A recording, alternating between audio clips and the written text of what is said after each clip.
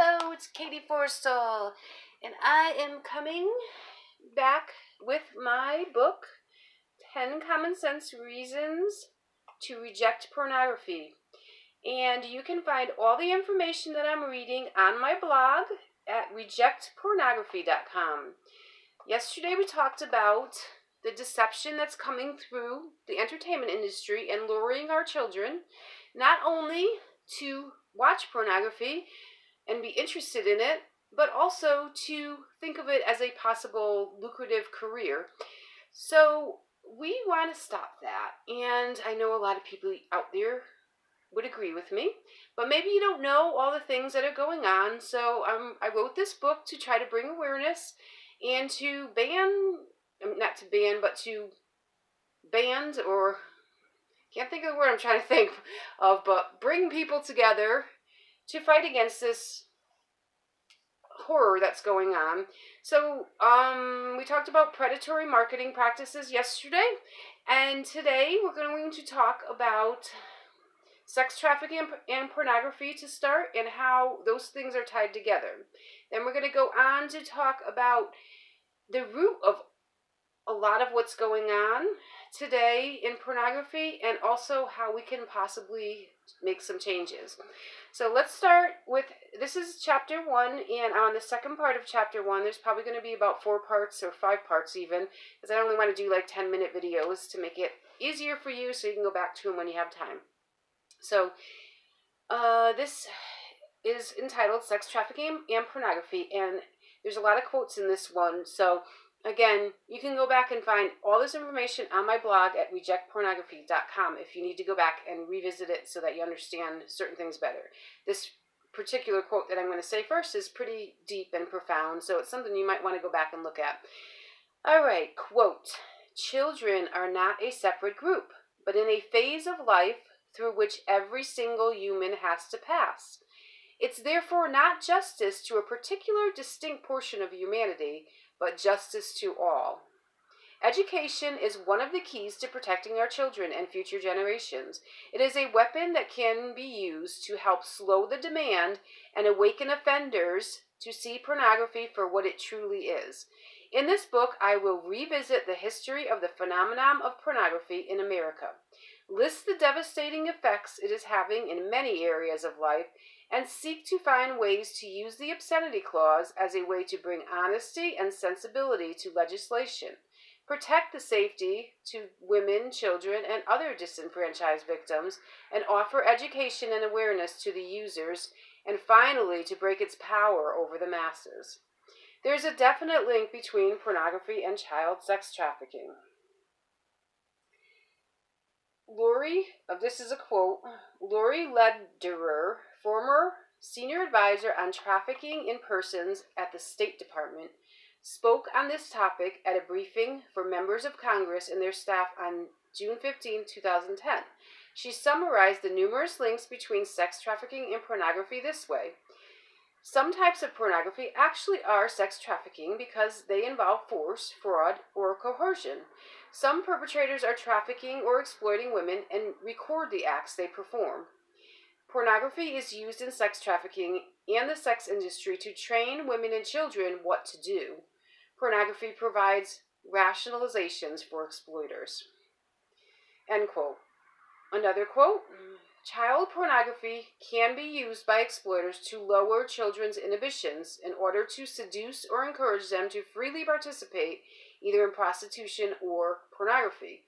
Pedophiles and child abusers also use pornography to legitimize their actions and to convince themselves that their behavior is not abnormal but is shared by others. Child porn can also be used as a medium of exchange with other exploiters in public and private sex markets. Sexually explicit images of children may be used to blackmail child victims into obedience or silence. There is evidence that child porn is being used as an active tool by homosexuals for the recruitment of boys." End quote. Another quote, "Interviews with child pornography consumers have suggested some offenders move through a variety of pornographies, each time accessing more extreme material as a result of desensitization or appetite satiation, which led to collecting and discovering other forms of deviant pornography. I just want to make a little comment here before I go on to the next quote. I am on Reddit and YouTube and different places, and people have said to me, well, child pornography is different than other pornography. And I've been watching pornography for years, and I don't do any of that. But that quote clearly showed, and there will be more research following, that shows that some people do that. And just because you don't doesn't mean that it still should be out there the way it's out there, increasingly becoming more and more violent and deviant, because it can lead a lot of people down that road to actually harm a child. So the next quote, child pornography offenses have exploded by more than 200% in the last decade, a trend that advocates say is fueled by the easy spread of illicit material over the internet. Incidents of child pornography climbed for the 8th year in a row in 2016.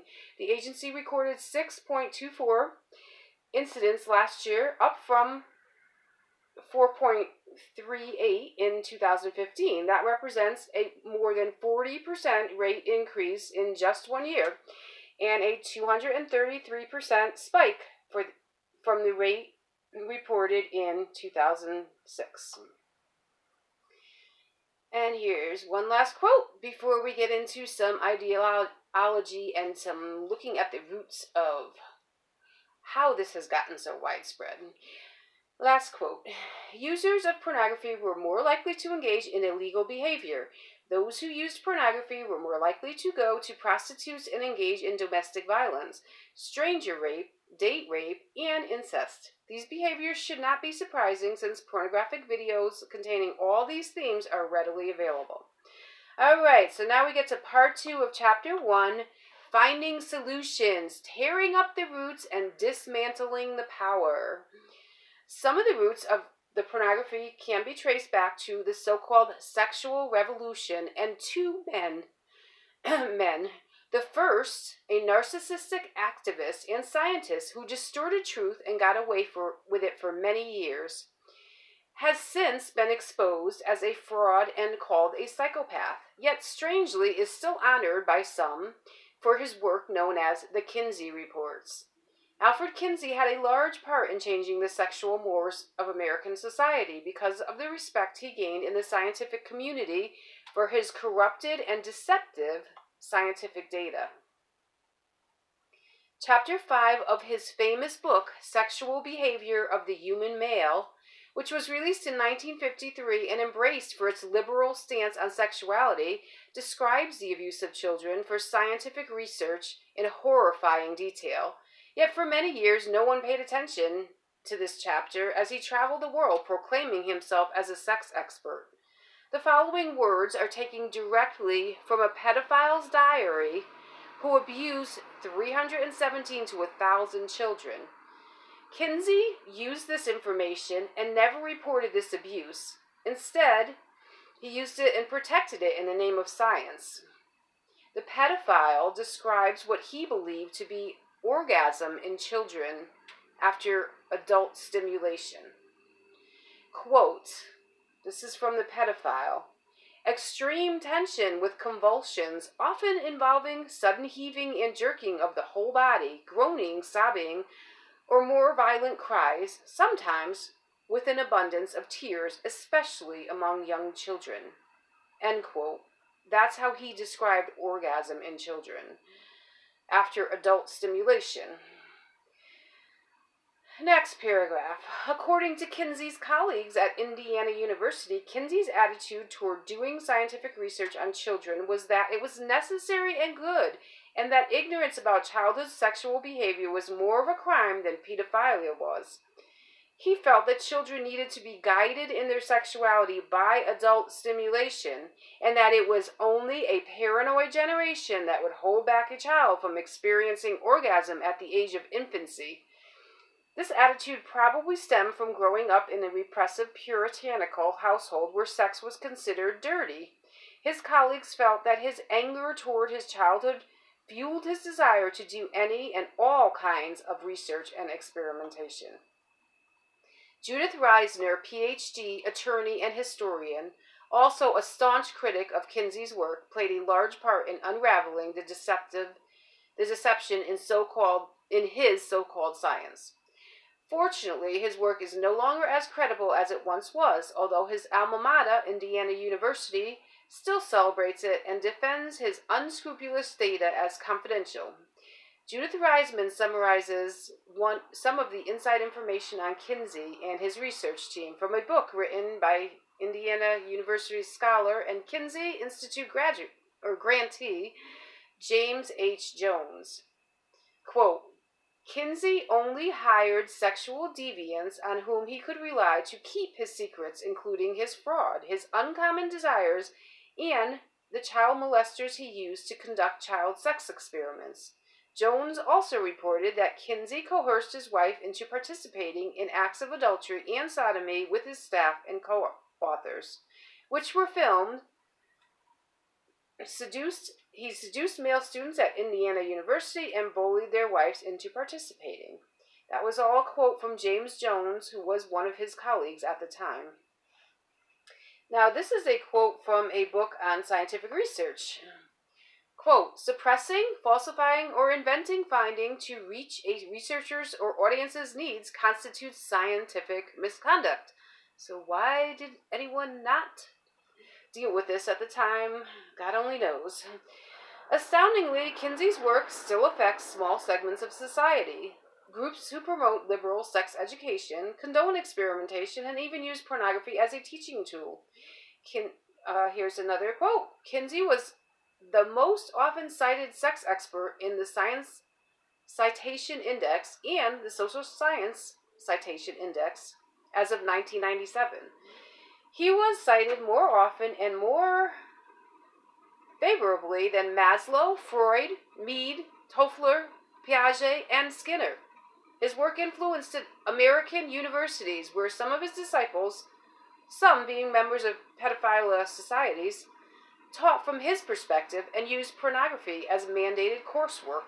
Some students from California State University, Northridge, also known as CSUN, and the Institute for the Advanced Study of Human Sexuality in San Francisco have engaged in public speaking and even appeared as expert witnesses in court cases defending crimes against women and children, citing Kinsey's work. Now, the next section is going to be from science to market, and this is going to talk about the other person, the other man that I mentioned. There was two men in this deceptive seed that went into society, and the other one is Hugh Hefner of Playboy. But I'm going to cut it off here, and we'll go back to him tomorrow. Thanks for listening, and I'll see you soon. Have a great day.